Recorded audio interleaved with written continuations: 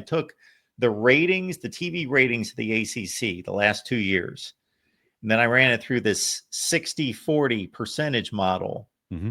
And then if you say the ACC is bringing in, roughly $40 million a year media rights from Disney, so it's $80 million over 2 years. And then I applied that formula to the TV ratings and just took the percentage of Florida State 17%, then they get and it stretches the Florida State and Clemson's from 80 million to like 130, and it drags the Wake Forest and so forth down to 21 million.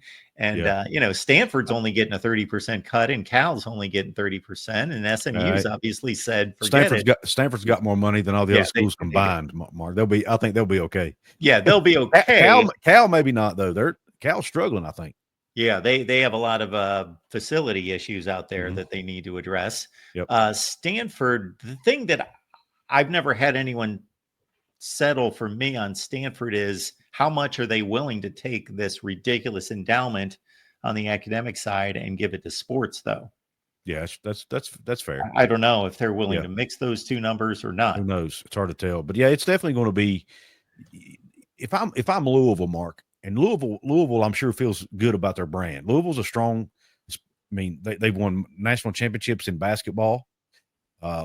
They've been successful in football. They, in the BCS era, they played in some BCS bowl games. They haven't made the CFP yet, but they've come close. They had a Heisman Trophy winner a few years ago, Lamar Jackson. So, they're a good, solid program. If I'm Louisville, and I see Florida State, Clemson, and Miami getting everything handed to them, basically, just because of their brand. And not saying they haven't earned it. Those have been, but still, if you put yourself in the seat of that AD or that president, you think your school deserves that too, right? And I'm sure there are a lot of schools in that conference that feel the same way. And they get to play more games against Notre Dame than you do. They get more of the revenue than you do. At some point, they're going to be like, you know what? We're getting tired of being treated, or they could get tired. We're getting tired of being treated like second-class citizens here. And the Big 12 could be over there going, hey, guys, if you come here, we'll have equal revenue sharing. We're going to treat you just like everybody else. Now, the key is, though, where's the money going to land? Is the ACC, would that move make them that much more money? There's so many questions around all this. It's what makes it intriguing to talk about. But it's definitely interesting to see how it all shakes out in the next 3, 4, 5 years.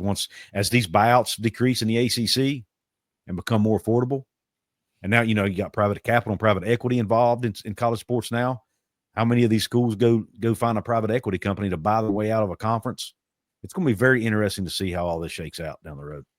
Yeah, and with Louisville on board, you'd have a nice little old Big East quadrant over there. I'd like to get Louisville, NC State, Virginia Tech, Pitt, and probably either Pitt or Syracuse.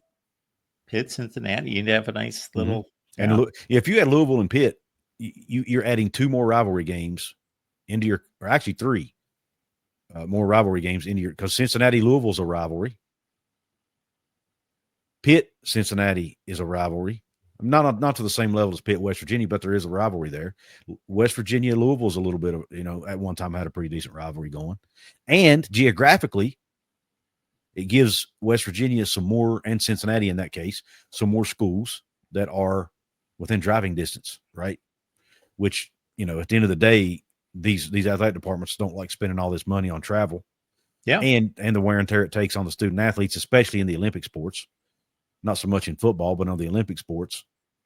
It's at some point, man, somebody's got to have some common sense and bring this thing back down to earth, you would think. Yeah, the Cal tennis team traveling to Wake Forest for weekend tournaments just doesn't make a whole lot of sense. The student part of student athlete was thrown out the window a long time ago. For sure. Justin,